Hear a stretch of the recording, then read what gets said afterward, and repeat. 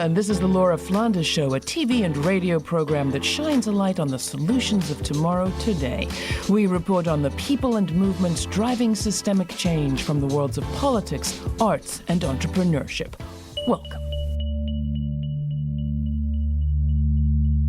Remember Standing Rock? The struggle by the Standing Rock Sioux and thousands of other Native American water protectors to stop the construction of the Dakota Access Pipeline gained visibility for a movement against pipelines that's continuing across generations and many states today. While most media then and now is focused on Native opposition to fossil fuels and contamination, what's received far less attention is what some are calling the Indigenous-led road to a Green New Deal.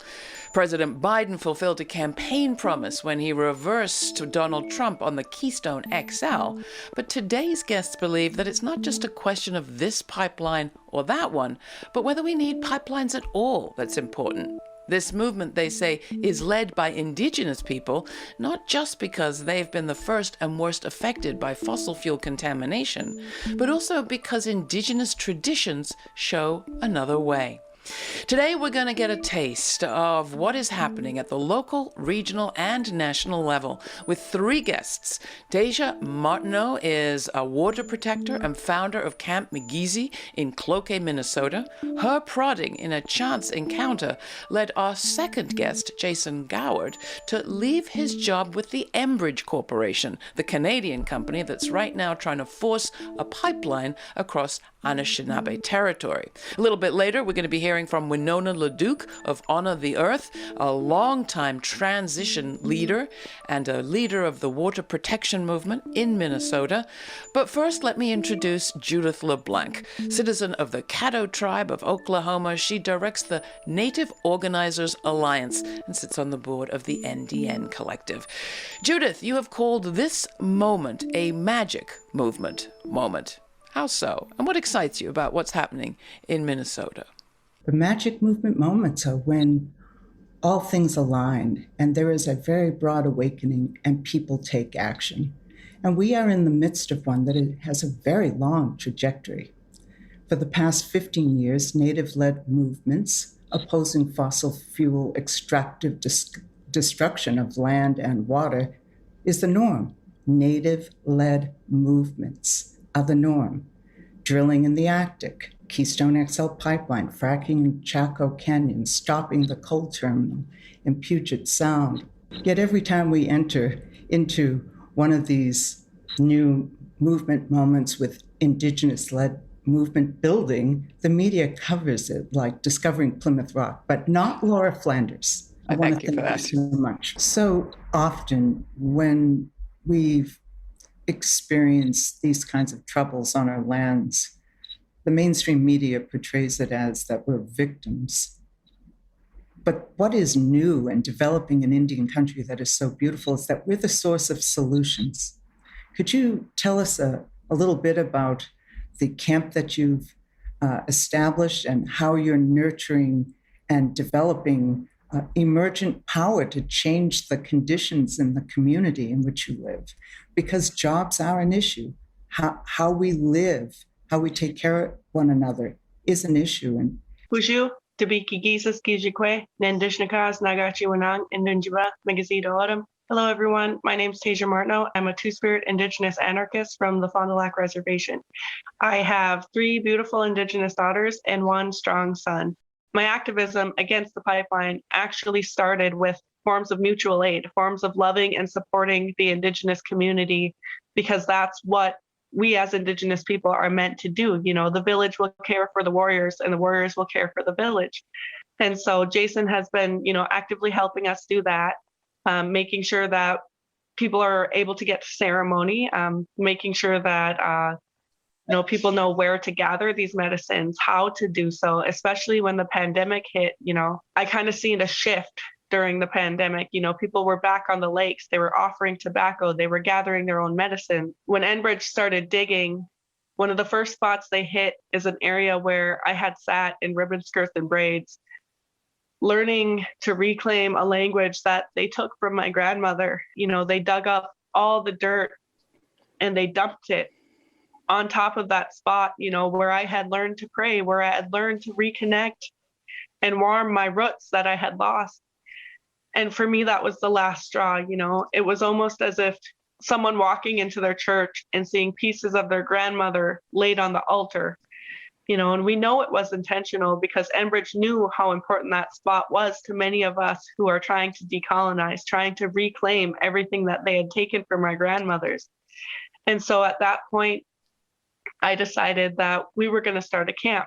The first bell tent went up on the 10th of January, and we've been there ever since. At Camp Migizi, which means eagle in Ojibwe, we're going to ask you to heal. Protect the sacred goes deeper than just protesting pipelines. Protect the sacred means, like standing up for Indigenous communities, loving and supporting one another, and being brave enough to heal, being brave enough to recognize that we carry a lot of trauma and scars from colonialism and being willing to work on them.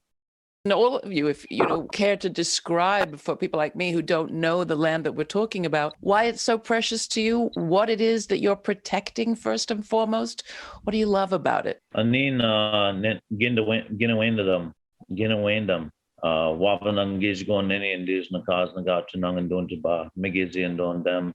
I have the same feelings as Tasia. We have the wild rice, which is unique to the Great Lakes area, quite a bit, and it is the whole reason that we traveled here from the east coast. Let me ask you how you came to know Tasia.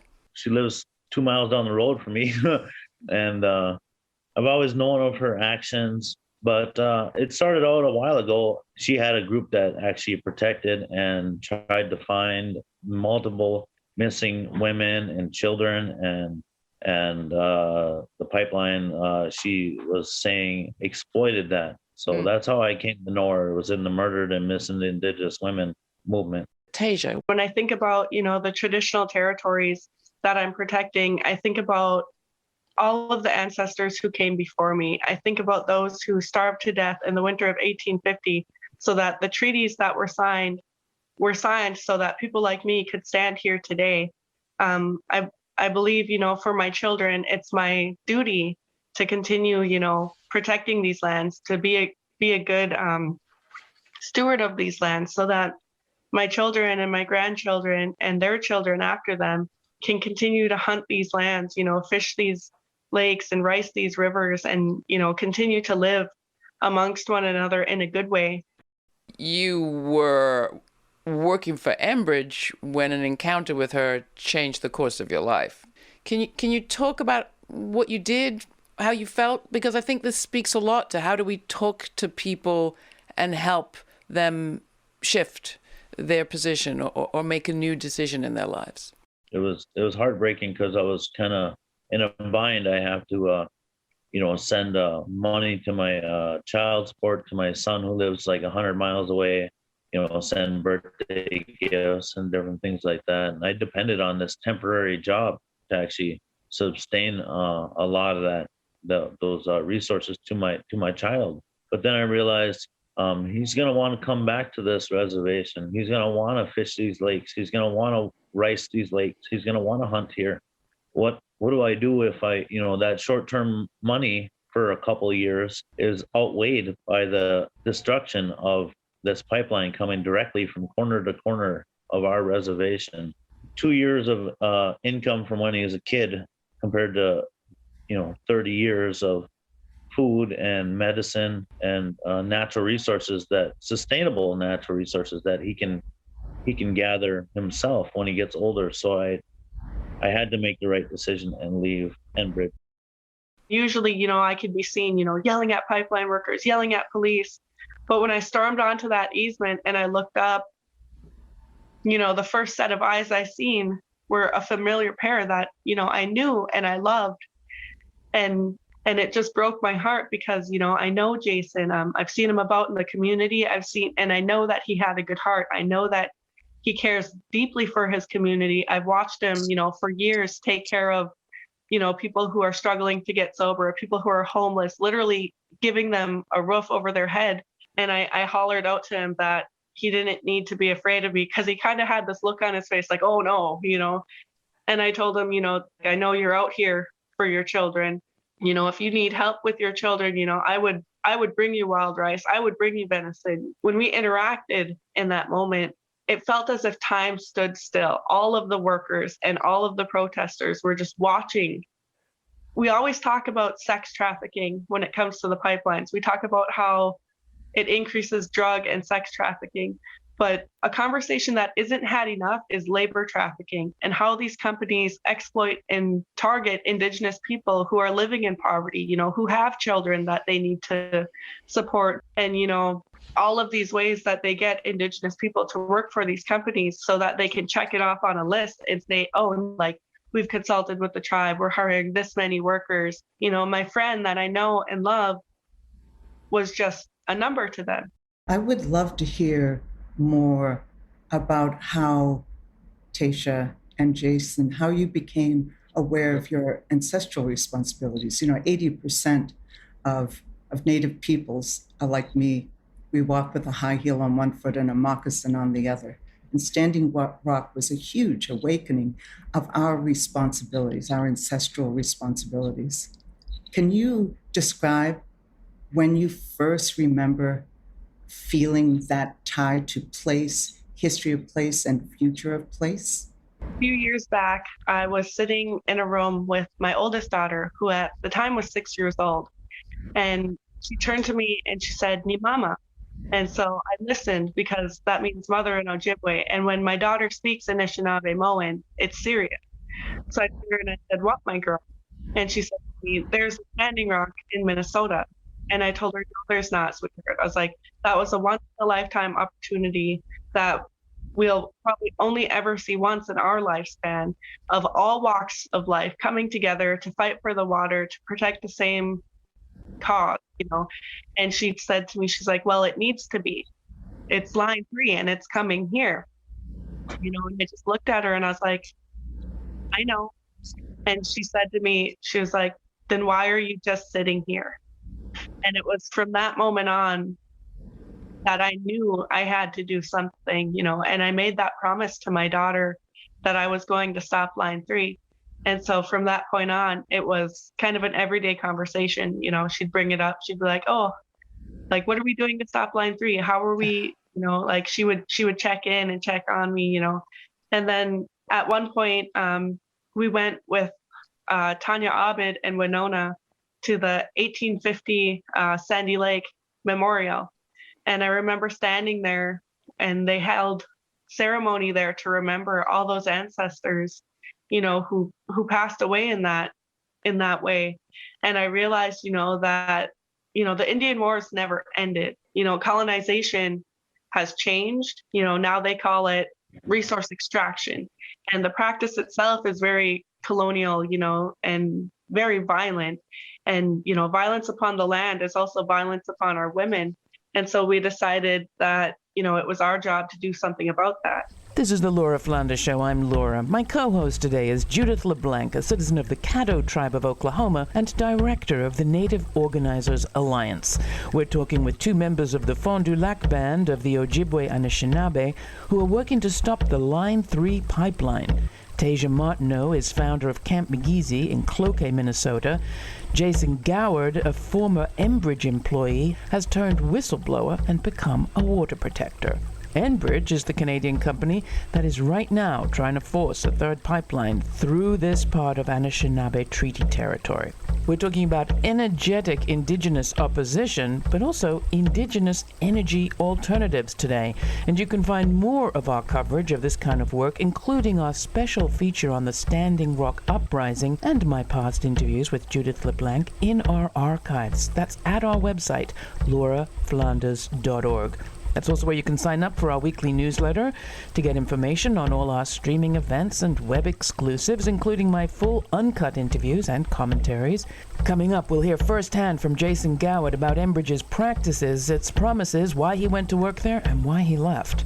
But first, Released on Earth Day in 2021 via Rock the Core's records, here is No More Pipeline Blues on This Land Where We Belong, produced and composed by Larry Long and featuring, get this, the Indigo Girls, Winona LaDuke, Bonnie Raitt, Native American Poet Laureate Joy Harjo, as well as Waubanewquay, Day Sisters, Mumu Fresh, Pura Fe, Soni Moreno, and Jennifer Kreisberg. Proceeds from this song go to Honor the Earth, the nonprofit founded by LaDuke and the Indigo Girls to stop Enbridge's Line 3 tar sands oil pipeline.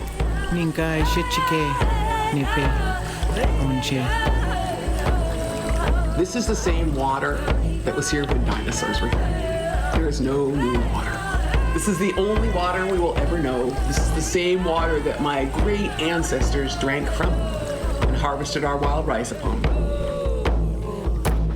On this land where we belong, surrounded by the northern lights. On this land where we belong, beneath the starlit night. On this land where we belong, wild Monoman grows. Our blood runs red through the watershed of Mama King. On this land where we belong, rivers, lakes, and streams flow through the heartland of the sacred Mississippi.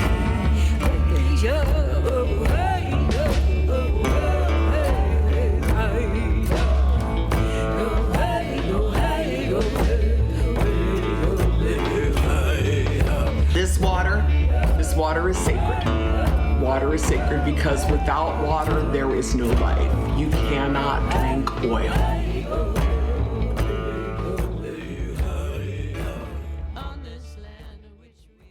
So, Jason, I hear the word bravery and I think about how brave you were to make the move that you did. What did you bring in the way of information in your capacity also as whistleblower? What did you learn about Enbridge and its practices and its promises that you felt you needed to share that perhaps people still don't know? A lot of the work that was being done was unsafe for the workers like me. And there actually has been some Enbridge workers that have passed away on the pipeline because of unsafe practices. Also, I noticed there was these mats that were being hauled in. They're from out of the area, so they have a lot of invasive species, and they weren't even washing them off, cleaning them off. And then I noticed 7 out of 50 workers tested positive for COVID-19. And then there was a huge explosion of COVID-19 cases on the reservation shortly after that. Talk a little yourself about the context in which stories like this are playing out and just what is the question when it comes to pipelines. Enbridge says Line 3 will be bigger and better than Line 2 and Line 1 and you name it. But I'm hearing it's not about improving pipelines, but getting out of the pipeline mindset altogether. So I would say that we have a moral and an inherent right to protect Mother Earth, but we also have a legal right. And one of the key solutions that we have a cracked door opening to is prior informed consent. And that is the international standard for nation-to-nation relationships as developed by the United Nations. We want the Biden administration to ensure that nations, native nations, have prior informed consent so that we have the information that Jason experienced. So often they say, oh, we're going to create jobs. But those jobs are often unsafe conditions and also, at this moment in history, are super spreader events. So is there action at the D.C. level? I mean, Deb Haaland has used the terms prior informed consent in legislation, in policy. What difference is being made there? And then, how do we bridge from the local to the national?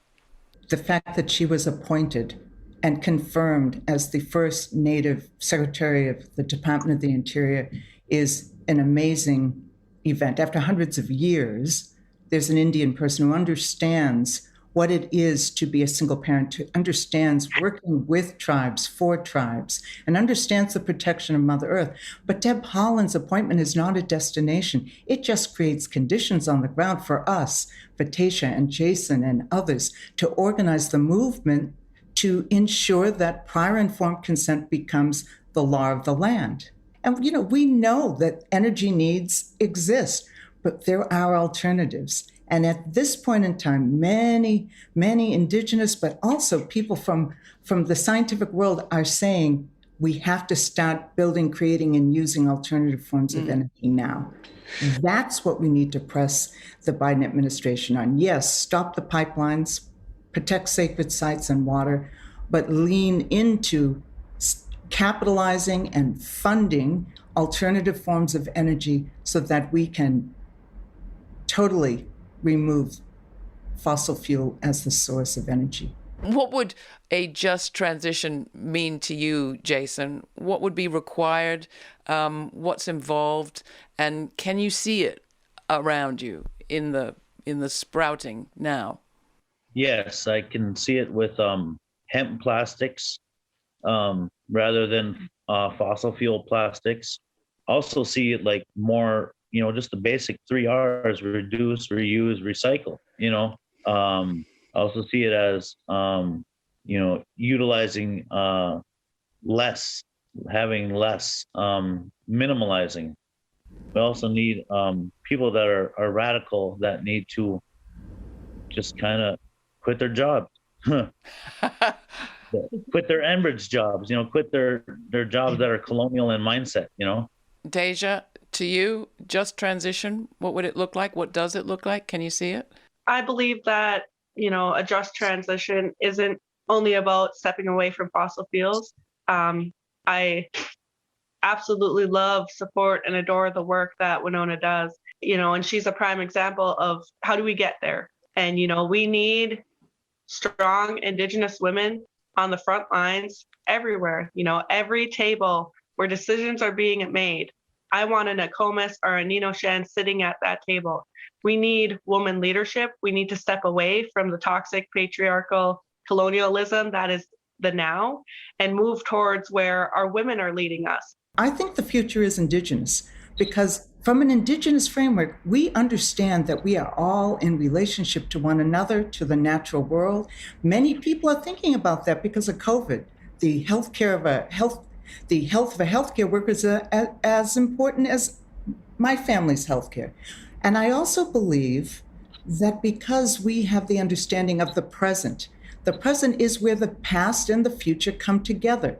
What we do now matters. That's what just transition is, maximizing what we do now to prepare for 7 generations ahead. I thank you all so much. Judith LeBlanc from NDN and the Native Organizers Alliance. Tasha Martineau, thank you so much for everything that you're doing. Jason Goward, so glad to have you in the movement. So glad you're with us today. I'm going to have a chance to talk with Winona LaDuke of Honor the Earth, a longtime transition leader and a leader of the water protection movement in Minnesota, right after this. Now we go to the White Earth Reservation in Minnesota, where Winona LaDuke gives us the beginner's guide to pipelines.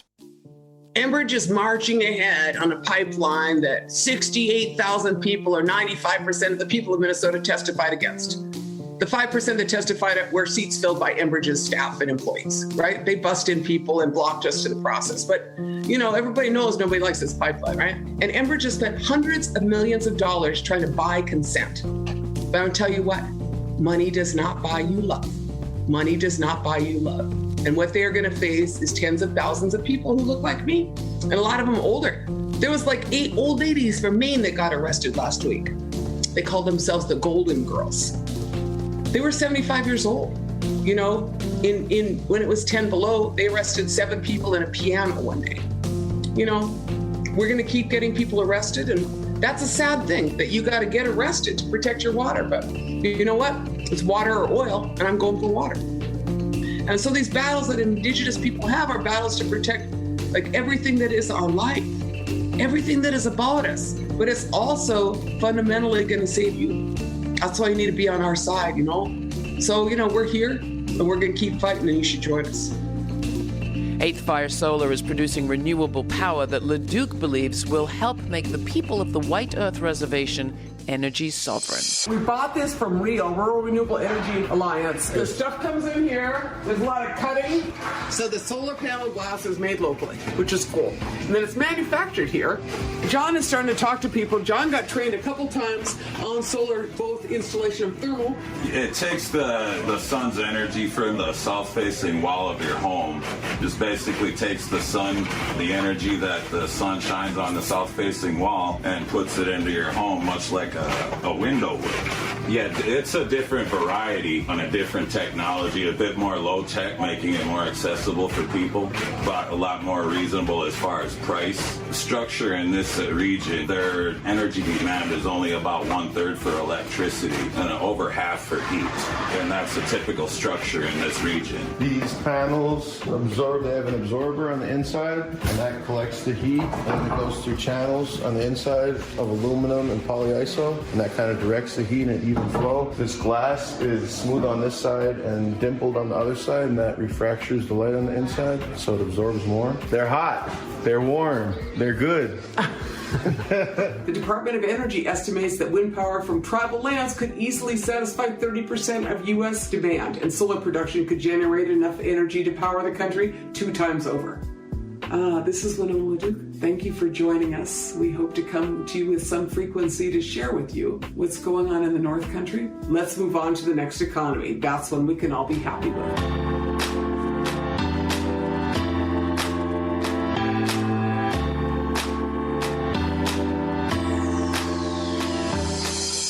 I don't know about you, but I have a fairly hard time getting my head around the idea of 7 generations. My grandmother lived to 100, so in my family that puts us back well over 200 years. That's long before the American War of Independence. One effect of thinking about that huge span of time is to make me feel fairly insignificant. But the whole point of the Iroquois Confederacy's call for us to think about our impact 7 generations hence is to remember that what we do now makes a difference. So how to make sense of it? On the one hand, at the very simple level, I look at a tree near where I live. It's at least that old, and I'm pretty glad some fool didn't cut it down all those years back. That's one way. Another is to think about quantum theory. Now, there's a 20th century phenomenon. Quantum theory teaches us that 2 contrasting things can exist at the very same time, in the very same place, and both be true. So I think I'm going to work on getting my head around that. For more information on this week's guests, go to patreon.com/The LF Show, where you'll also find suggested reading, watching, and listening, and additional related episodes to explore. This show's produced by yours truly, Laura Flanders, with Matt Colacello, Jeremiah Cothran, Mercedes Grostiaga, Jeannie Hopper, Nat Needham, Charlotte Carpenter, David Newman, Rory O'Connor, Ryan Hote, Sabrina Artel, and Jeanette Hernandez. Thanks for listening. Stay kind, stay curious. Till the next time, I'm Laura.